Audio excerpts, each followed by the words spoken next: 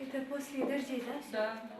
Это не первая пострадавшая семья от града в Икажево, но первая, обратившаяся именно к Зареме Чахкиевой. Уполномоченная по правам ребенка в Ингушетии выехала к Шанхоевым, чтобы лично оценить ущерб и посмотреть, в каких условиях они живут.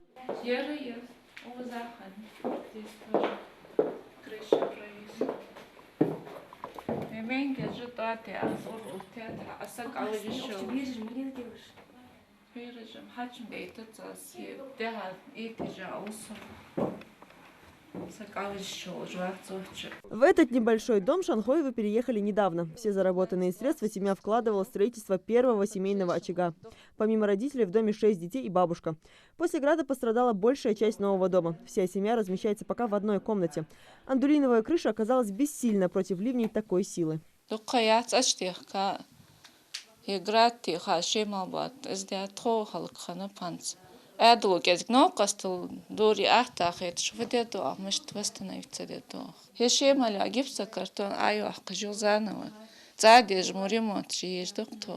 Отец семьи работает разнорабочим на стройке, мать домохозяйка. Шанхоева все еще с ужасом оценивает и ущерб от града.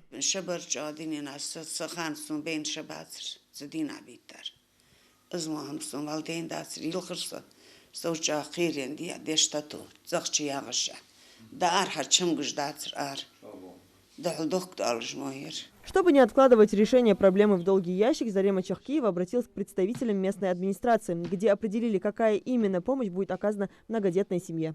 Мы действительно заметили, насколько пострадало домовладение, особенно крыша. И внутри отслоение гипсокартона, обоев. С хозяином дома мы поговорили. Мы ему обещали, сказали, можем выделить для покрытия крыши асбестового шифера.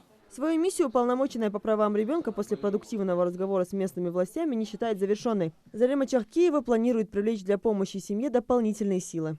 Глава сельского поселения обещал им кровлю и в ближайшее время устранить все неполадки. Я сама постараюсь помочь этой семье через наши все фонды и поддержать их и материально, и морально. Ликвидация последствий стихии для пострадавших жителей села продолжается. Новую кровлю уже получили 50 семей. Зульфия Мислаурова, Магомед Дидигов, Новости 24.